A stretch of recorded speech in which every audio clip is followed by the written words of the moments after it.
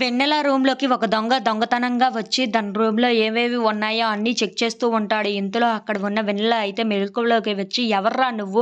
నా రూమ్‌లోకి ఎందుకు వచ్చావు? ఏం దొంగతనం చేయాలనుకుంటున్నావు? ఎవరు నువ్వు ఇంతకి?" అని చెప్పేసి అయితే అడుగుతూ ఉంటుంది. ఇంతలో అక్కడ ఉన్నవాడు ఏమీ మాట్లాడకపోవటంతో, "ఎవర్రా నువ్వు? ఆగు ఎక్కడికి వెళ్ళిపోతావు?" అని చెప్పేసి అయితే అంటూ ఉంటుంది. ఇంతలో ఆ దొంగ తప్పించుకోవడానికి వెళ్తూ ఉంటాడు.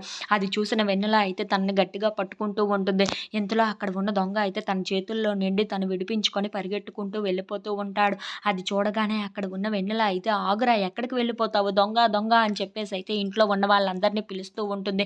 ఇంతలో ఎవరూ రాకపోవటంతో అక్కడ ఉన్న దొంగ అయితే వెన్నెల చేతిలో నుండి తప్పించుకుంటూ ఉంటాడు. ఏం చేయాలో తెలియక అక్కడ ఉన్న వెన్నెల అయితే ఒక ఫ్లవర్ వాజ్‌ని తీసుకొని చాలా గట్టిగా అక్కడ ఉన్న దొంగ మీదకి ఇసిరేస్తూ ఉంటుంది. అది తగలగానే అక్కడ ఉన్న దొంగ అయితే ఒక్కసారిగా కిందకి పడిపోతూ ఉంటాడు.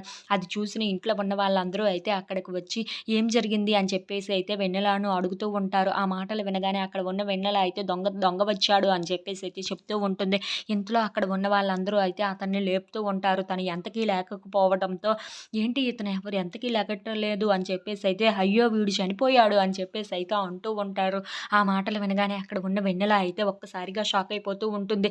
ఏంటి వెన్నెల వీడిని చంపేసావా ఏంటి? ఎవరైనా దొంగని పోలీసులకి అప్పగిస్తారు కానీ నువ్వేంటి నీ చేతులారా నువ్వే చంపేశావు అవ్వా అని చెప్పేసి అయితే అంటూ ఉంటారు.